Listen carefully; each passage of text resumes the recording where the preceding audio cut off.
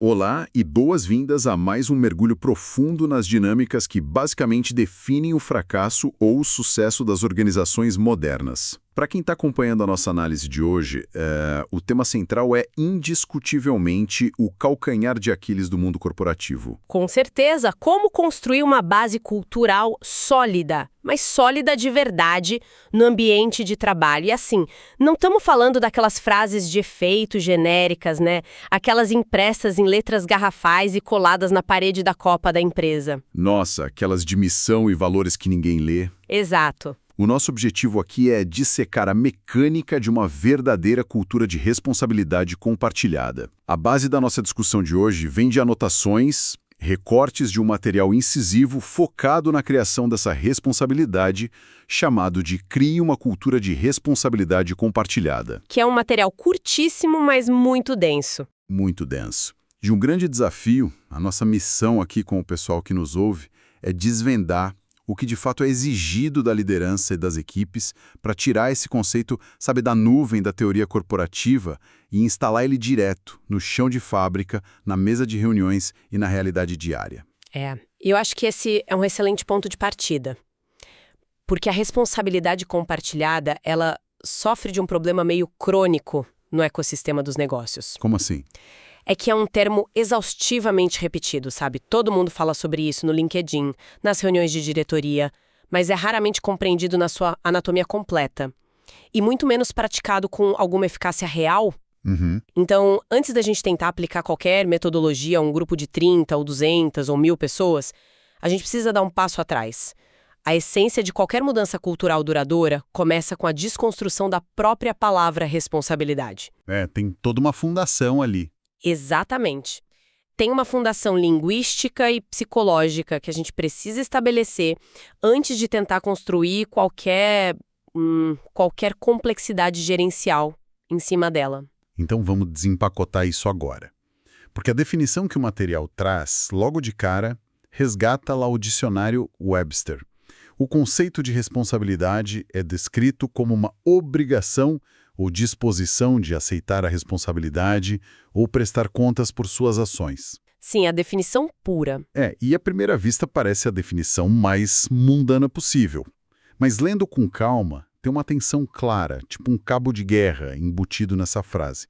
A gente tem a palavra obrigação de um lado e disposição do outro. E o que é fascinante é que, para mim, é justamente essa dualidade. Uma obrigação é invariavelmente uma força centrípeta, né? Algo imposto de fora para dentro. O famoso tem que fazer. Isso. Representa o contrato de trabalho assinado, a meta trimestral que a diretoria estabeleceu, ou até aquele medo latente de uma avaliação de desempenho negativa, de uma demissão. É a estrutura coercitiva que empurra o profissional a prestar contas. Faz sentido. Por outro lado, a disposição opera de dentro para fora. É o desejo genuíno de entregar a excelência, sabe? O orgulho associado à própria assinatura no projeto. O compromisso ético e moral com os colegas de equipe. A tese central que emerge daí é que uma cultura organizacional real não tem como sobreviver no longo prazo baseada só em obrigações. Ela quebra na primeira crise. Exatamente. O combustível real da resiliência corporativa é a disposição voluntária das pessoas. Mas assim, vamos colocar isso à prova com um cenário real, porque na teoria a disposição interna soa maravilhosa, é lindo. Na teoria tudo funciona. Mas imagina o cenário clássico de uma sexta-feira. Sexta-feira, 18 horas, o servidor do sistema cai, fica totalmente fora do ar. E a gente tem uma meta de vendas estourando no final do mês. O caos absurdo. Caos total. O comercial gritando no telefone. A pressão externa atinge níveis estratosféricos. Como que essa tal disposição não é simplesmente esmagada pela urgência da obrigação? Sabe, o medo não acaba sendo o principal motor nessas horas? Olha, essa é a grande armadilha da gestão baseada em crises. Quando o ambiente depende do pânico para funcionar, a responsabilidade se resume a salvar a própria pele. Cada um por si. Exato. No cenário do servidor fora do ar, uma equipe que é movida só por obrigação vai focar em quê? Em documentar que o erro não foi do departamento dela. Ah, clássico. Mandar aquele e-mail para se proteger. O famoso e-mail de cobertura. O desenvolvedor diz que o código estava certo, o pessoal de infraestrutura diz que a nuvem que falhou e o comercial só fica gritando. A disposição, no entanto, ela muda o foco, sai da preservação individual e vai para a resolução do problema coletivo. Muda a pergunta que a equipe faz. Isso.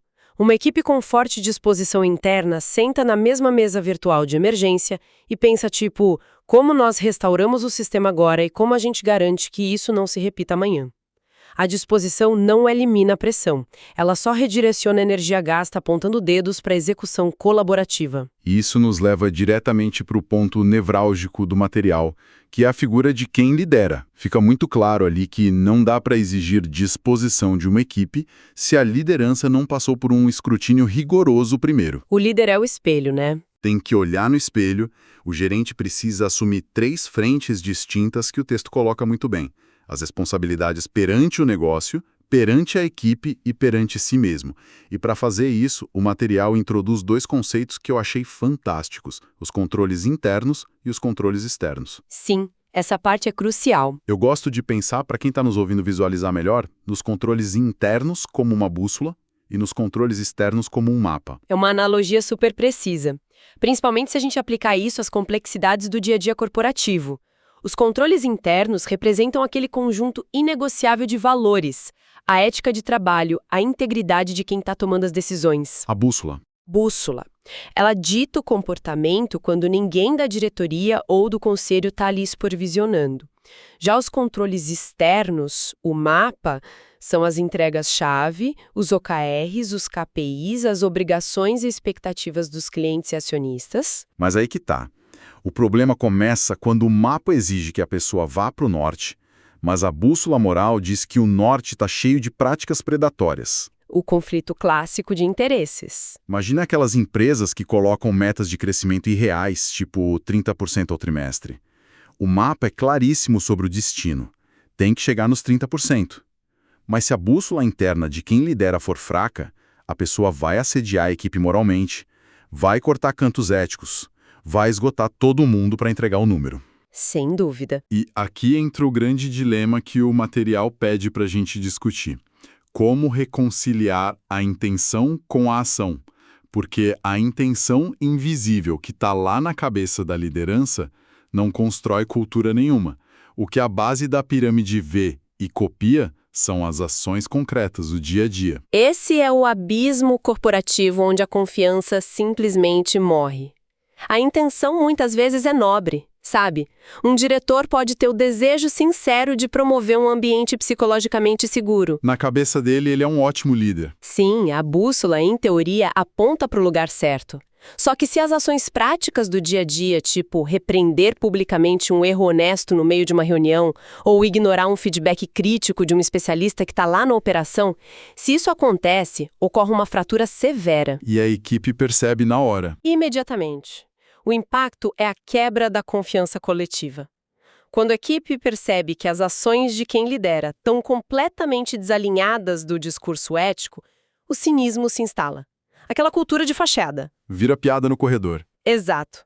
A responsabilidade volta rapidamente a ser só uma obrigação punitiva.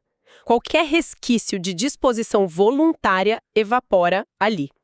A liderança precisa auditar constantemente se o próprio comportamento dela, no calor da operação, sustenta o discurso que ela faz nos momentos de calmaria. Então, beleza. Assumindo que a liderança conseguiu fazer essa auditoria de si mesma e as ações estão espelhando as intenções de uma forma saudável, é hora de expandir essa teia, né? Sim, ir além do indivíduo. Como que a gente transfere esse nível de autoconsciência para a equipe como um todo?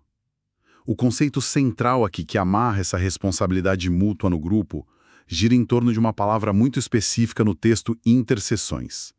Ajudar a equipe a ver as interseções entre as responsabilidades diárias deles e as entregas vitais do negócio. Se a gente conectar isso com o panorama geral de como o trabalho moderno é estruturado hoje, a gente vai ver que as interseções são a cura para o mal do silo mental. Famoso silo, cada um no seu quadrado. Em projetos muito complexos, principalmente no trabalho do conhecimento, tem uma tendência natural dos profissionais de se isolarem nas próprias especialidades. O analista de dados foca só no banco de dados, o designer só na interface, o redator só no texto, Eles enxergam as funções como linhas paralelas. que nunca se encontram até o dia da entrega. O papel vital da gestão que busca criar essa cultura é demonstrar de forma irrefutável que essas linhas não são paralelas, elas se cruzam o tempo todo. O que derruba de vez aquela mentalidade de linha de montagem industrial que ainda assombra muito escritório por aí. Aquela coisa do fiz a minha parte. Sim, eu fiz a minha parte perfeitamente, o problema é do outro departamento se o produto falhou. Mas pensa num lançamento de software. Se a equipe de marketing não tem a interseção clara com a engenharia, eles podem acabar vendendo uma funcionalidade que ainda nem está estável. Isso acontece muito. Demais. E quando o software trava na mão do cliente, de quem é a responsabilidade? O marketing diz que a engenharia entregou um código ruim. A engenharia diz que o marketing prometeu o impossível no prazo errado. É o jogo de empurra. A responsabilidade compartilhada exige que a equipe inteira entenda como a promessa de vendas lá na ponta impacta diretamente a arquitetura do banco de dados lá atrás, e vice-versa. Exato. E ao tornar essas intersecções evidentes para todo mundo, o que emerge é o que a gente chama de senso de propriedade, o famoso ownership. Ownership, essa palavra está na moda, mas faz sentido aqui. Faz todo o sentido, porque altera a estrutura de incentivos psicológicos das pessoas. Quando um indivíduo tem a clareza absoluta de que a qualidade de uma pequena rotina de código ou a precisão de um único parágrafo num relatório enorme vai determinar a aprovação do orçamento de um projeto inteiro e afetar a vida de 5 colegas de trabalho, a perspectiva muda drasticamente. O peso do trabalho fica diferente, né? Muito diferente. O sucesso do colega passa a ser o seu próprio sucesso. O erro do colega passa a ser um risco para a sua própria entrega. A responsabilidade deixa aquele campo da teoria administrativa e vira um tecido vivo mesmo, conectando o esforço diário ao resultado macro da empresa. Aqui a coisa fica realmente interessante para a nossa audiência. Porque filosofar sobre senso de propriedade é uma delícia numa sala com ar-condicionado. É fácil falar. Muito fácil. Mas o campo de batalha exige ferramentas operacionais. Quem está na trincheira precisa de métodos para institucionalizar esse diálogo sobre intersecções sem que isso vire uma briga de egos incontrolável. E é providencial que o material traga práticas recomendadas para tirar isso do papel. A primeira grande ferramenta, que tem raízes até militares, é a revisão pós-ação, ou AAR, do inglês After Action Review. Mas a ênfase das fontes é que isso tem que ser uma prática rotineira e não um evento raro de fim de ano. Essa distinção de ser rotineira é o que separa as organizações maduras das amadoras, na verdade. A revisão pós-ação não pode ser um botão de emergência que você aciona só quando o projeto naufraga e milhões de dólares vão para o ralo. Porque senão vira poluição. Exato. Se for usada só nesses momentos, vai ser sempre vista como um tribunal de inquisição. O objetivo real da AHAR, rotineira, é criar um espaço seguro e estruturado. Um lugar onde os líderes assumem a responsabilidade de se desenvolverem junto com a equipe. E a equipe calibra as funções, né? Isso, eles calibram as funções uns com os outros e veem onde o processo está falhando. Mas aí eu pergunto, o grande desafio é o componente humano. Como que a gente evita que uma revisão rotineira de um processo que não deu totalmente certo vire uma caça às bruxas? Porque se tem um atraso na entrega, a tendência natural numa reunião de revisão é o instinto de sobrevivência falar mais alto. Como que uma AR bem aplicada impede que a vaidade ou o medo destruam uma responsabilidade compartilhada que o líder está suando para construir? O mecanismo de defesa da AAR contra a caça às bruxas está no estabelecimento inicial do seu propósito. É algo que deve ser repetido à exaustão pelo líder. As operações serão revisadas única e exclusivamente para fins de aprendizado. Tem que deixar isso muito claro. Não é uma frase de efeito, é um contrato psicológico. Vamos usar aquele cenário prático. Imagina um lançamento de um produto na Black Friday que deu uma falha crítica no portal de pagamentos nos primeiros 10 minutos de campanha. O terror de qualquer e-commerce. Numa empresa tóxica, a reunião de segunda-feira vai ter o CEO exigindo a cabeça de quem não testou o sistema de pagamento. Todo mundo vai chegar armado com e-mails e logs do sistema para provar que a culpa foi de outro setor. Um verdadeiro cada um por si corporativo. Exatamente o oposto do que a metodologia propõe. Numa cultura que domina a revisão pós-ação, o líder abre a sessão com vulnerabilidade. O líder talvez comece dizendo, olha, eu aprovei um cronograma de testes reduzido para antecipar a campanha. Essa minha decisão pressionou a qualidade da integração de pagamentos. Caramba, ele chama a responsabilidade para ele primeiro? Sim, ao assumir a própria parcela na interseção do erro, o líder desarma a equipe inteira. A discussão muda na hora, de quem errou, para onde o nosso processo falhou em identificar o risco a tempo. Ninguém precisa mais ficar na defensiva. Ninguém. A equipe de infraestrutura pode então compartilhar, sem medo de tomar uma advertência, que precisaria de mais 12 horas de ambiente isolado para prever aquela carga. O desenvolvimento admite que subestimou o peso do código. O medo é substituído pela análise sistêmica do problema. O erro perde aquele estigma punitivo e se converte num ativo de inteligência competitiva para a próxima campanha. Essa mudança de quem falhou para como o processo falhou é brilhante. E para facilitar o entendimento de onde essas falhas de processo podem estar escondidas, o kit de ferramentas da semana 4 traz uma segunda ferramenta, muito mais pragmática e visual, que serve como um diagnóstico preventivo, o gráfico de interdependência da equipe. Essa ferramenta é fantástica. A ideia principal ali é que os membros realizem uma autoavaliação sobre como o trabalho deles se conecta. A regra sugerida nas anotações é simples. Quanto mais as respostas da autoavaliação tenderem para o lado direito do gráfico, mais se comprova que tem uma interdependência alta, exigindo coordenação regular. Essa ferramenta visual aborda um problema crônico de percepção nas empresas. Muitas vezes, um gestor acredita que está liderando uma equipe altamente interdependente, sabe? Mas, na verdade, ele está só gerenciando um grupo de especialistas isolados que, por acaso, respondem para o mesmo chefe. Estão no mesmo organograma, mas não trabalham juntos. Isso. Algumas áreas realmente operam com baixa interdependência. Pensa num call center. A métrica de tempo de um atendente não afeta o tempo de chamada do colega do lado. Mas em times de projeto, em inovação ou operações complexas, a matemática do fluxo de trabalho exige que as peças se movam perfeitamente juntas. Se um atrasa, o outro trava. E o gráfico de interdependência materializa essa necessidade, que muitas vezes é invisível. Ele transforma um sentimento vago de precisamos trabalhar juntos num diagnóstico claro que mostra exatamente onde o trabalho da pessoa A vira um gargalo crônico para o trabalho da pessoa B. A minha ressalva aqui, e eu fico muito curioso para ouvir sua opinião sobre isso, é o risco de transformarem esse gráfico numa métrica de vaidade. Como assim? Como garantir que isso não vire mais um formulário burocrático de recursos humanos? Sabe, onde a equipe responde só o que acha que o gerente quer ler para ganhar uma nota alta em trabalho em equipe? Não corre o risco de virar só um boletim escolar ilusório? É um risco real, claro, se a intenção da ferramenta for distorcida. É imprescindível compreender que o valor do gráfico de interdependência não está na pontuação final ou na posição exata das marcações, no papel.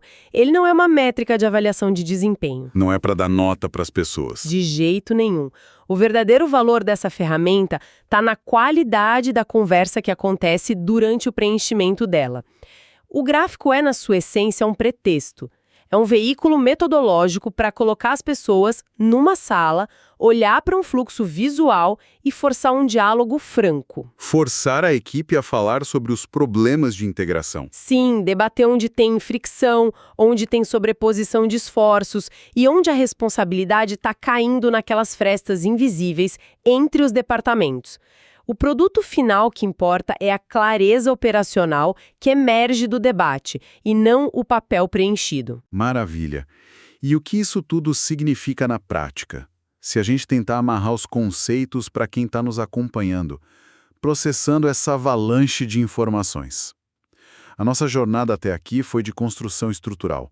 Começamos reconhecendo que uma cultura forte demanda disposição genuína, muito além da mera obrigação contratual de bater o ponto. Sim, a base do Webster. Passamos pela dura realidade de que a liderança precisa calibrar continuamente a sua bússola interna de valores com o seu mapa externo de entregas, pois as ações gritam mais alto que as intenções. Em seguida, dissecamos como derrubar o pensamento de silo ao iluminar as intersecções, gerando aquele senso de propriedade, o ownership, sobre o trabalho coletivo. E, por fim, ancoramos tudo isso em rotinas operacionais, o hábito da revisão pós-ação para transformar falhas em aprendizado e o gráfico de interdependência para mapear os pontos críticos. A síntese é perfeita. E a relevância de integrar essas práticas hoje não pode de forma alguma ser subestimada.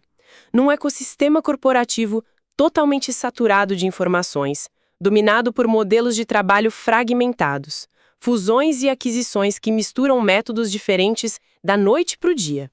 A entropia organizacional é uma ameaça constante. Sem uma arquitetura de responsabilidade compartilhada, os projetos complexos rapidamente degeneram num caos defensivo. O modelo que a gente discutiu hoje não é só um adorno de recursos humanos. Ele é a tecnologia social mais eficaz e sustentável contra a toxicidade do isolacionismo corporativo. Serve literalmente como um escudo contra o colapso interno.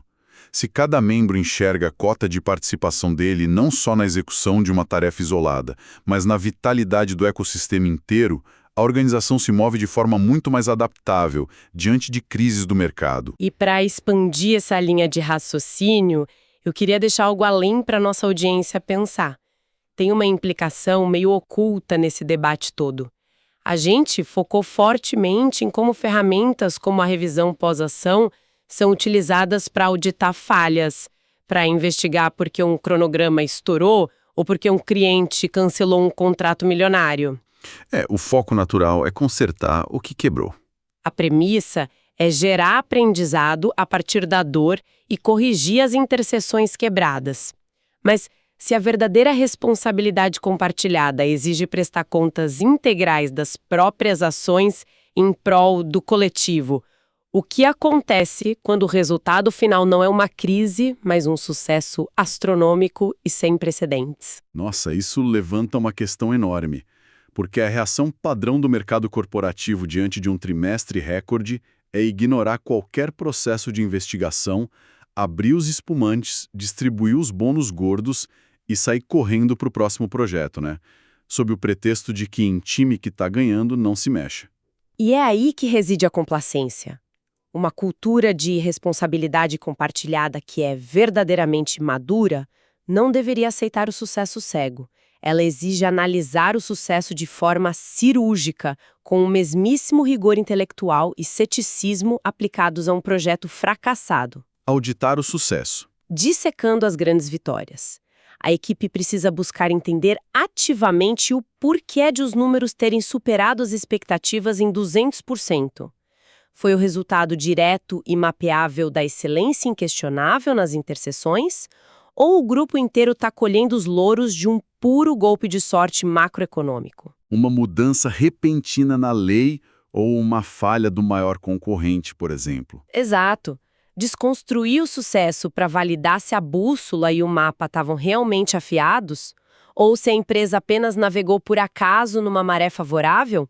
Exige um nível de humildade investigativa muito maior do que admitir um erro. Isso é pesado. Bom, a gente com certeza vai ter que desempacotar essa provocação com calma depois de hoje. É uma inversão de paradigma brilhante, auditar implacavelmente as vitórias para garantir que são frutos de competência coletiva sustentável e não de anomalias estatísticas passageiras. Muito obrigado a cada pessoa que dedicou seu tempo para nos acompanhar em mais esta extensa jornada analítica. A construção de cultura não acontece por decreto, acontece por atrito e alinhamento constantes. O conhecimento foi dissecado aqui, mas o desafio de aplicar essas interseções, essas ferramentas e essa coragem analítica no mundo real, agora é uma responsabilidade compartilhada pela nossa audiência. Até a próxima exploração.